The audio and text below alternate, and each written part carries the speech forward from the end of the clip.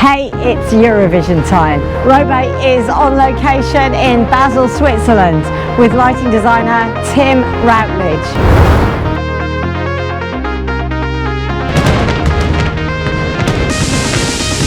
Nice one, Tim. Thanks for joining us here. Thanks for making time in your extremely busy schedule for this.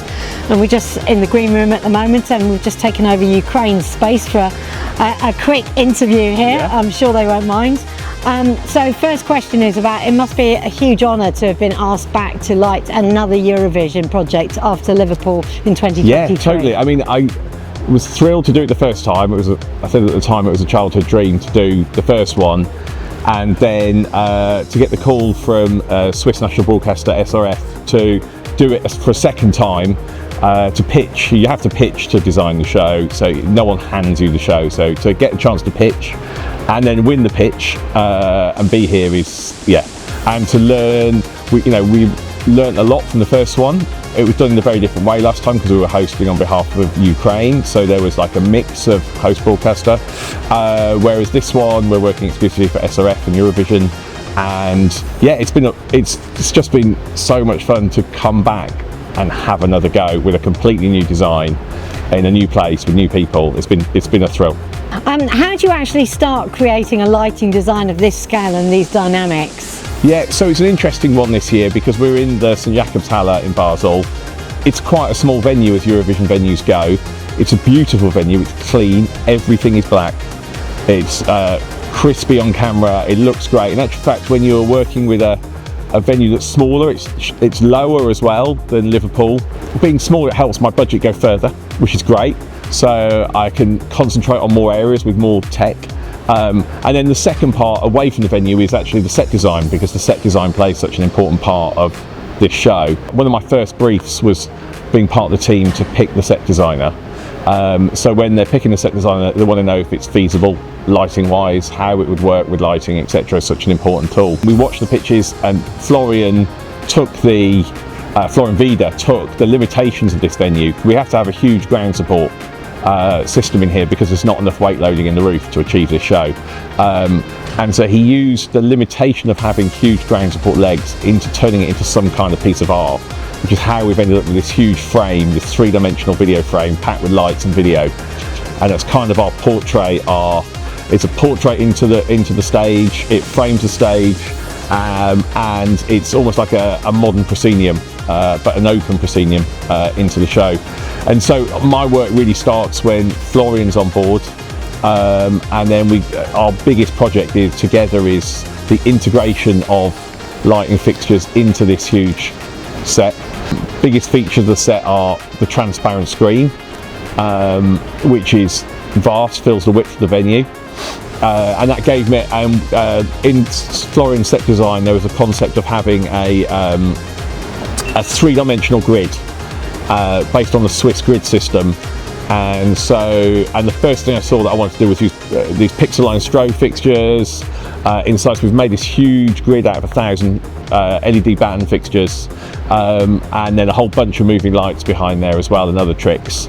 And then also we have to integrate lights into the frame, the mountings. We have Robe LED Beam 150s built into the mountings, our physical mountings that we have here that are projected onto.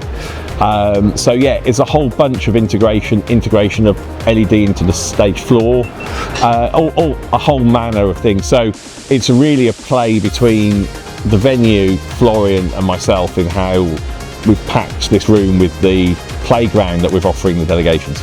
Let's talk a little bit about your team. Yeah. I know you've got a very talented, very trusted team with you. Who are they and what are they doing? My team encompasses quite a lot of people.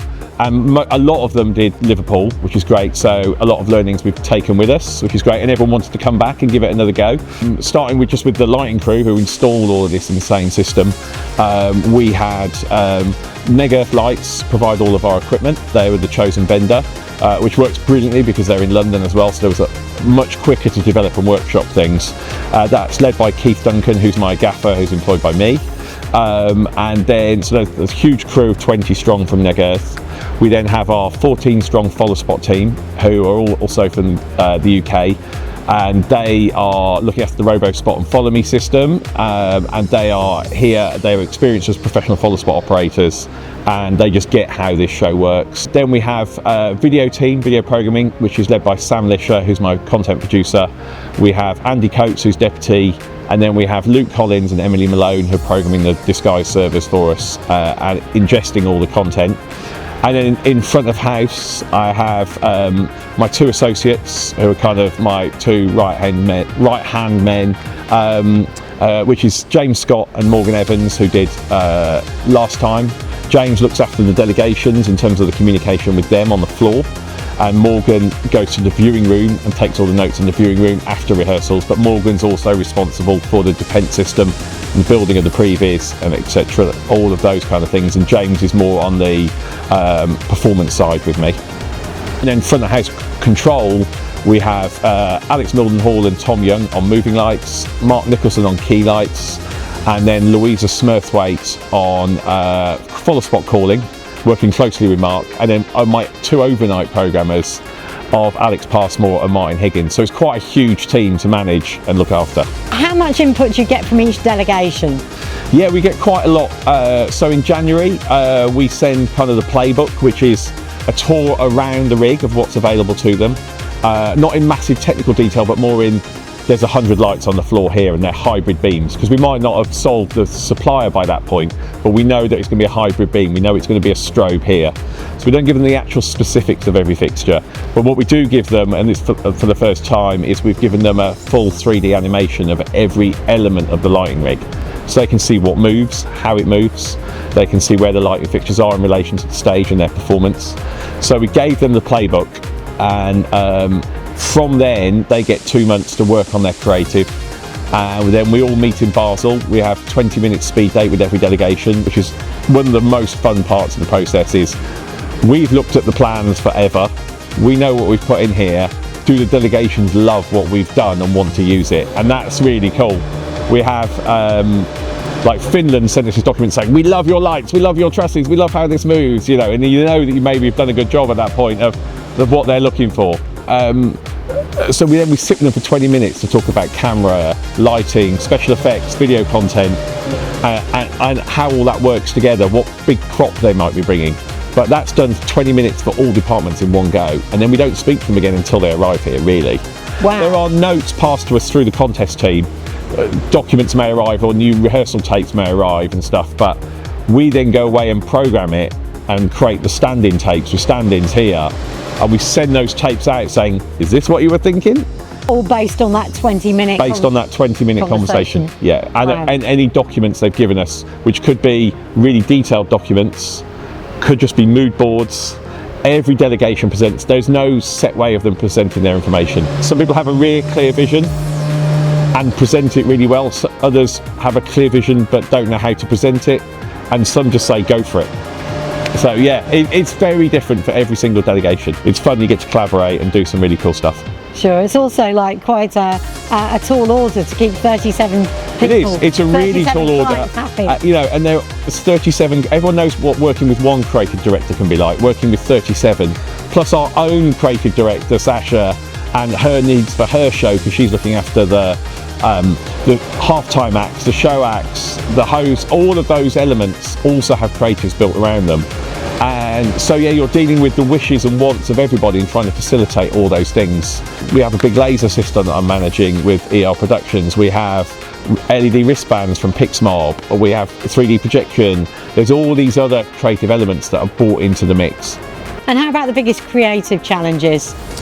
The creative challenges are, how do you make 37 plus 12 let's say call it 50 performances unique, different, impactful. And that for me is playing with, we have 4,500 lights. We don't use them all in every performance because that would be insane.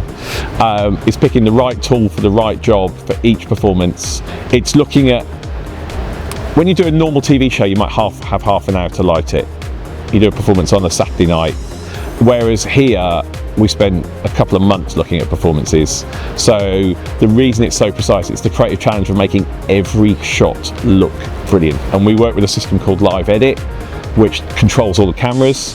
But as soon as a take is done, all of those shots are on my laptop instantly, and we go. I can call shot 30. All the programmers can go to shot 30. They can see it in front of them, and they can then tweak. And I say, let's just dress this shot. Let's turn it down. So the challenge is the preciseness and managing the tsunami of notes that come from the delegations, because they all care so much about their performance. And it's managing all of those notes, prioritizing which ones are the most important at first, but trying to get through all of those notes without breaking the team, and but giving the delegations what they're looking for. I know harmony is very important and teamwork, obviously, when there are that many people.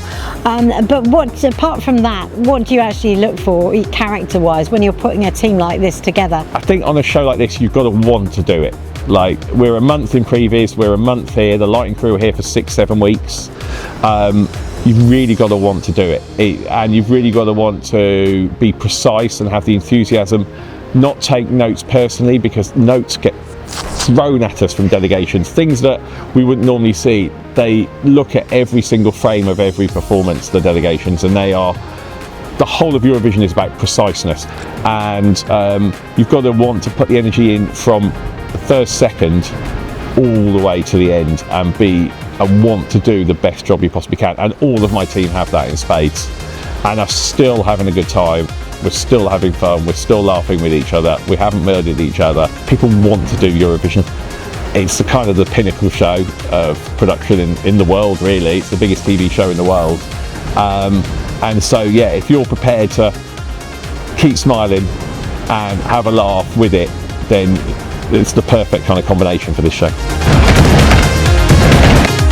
On Location is inspired by amazing people.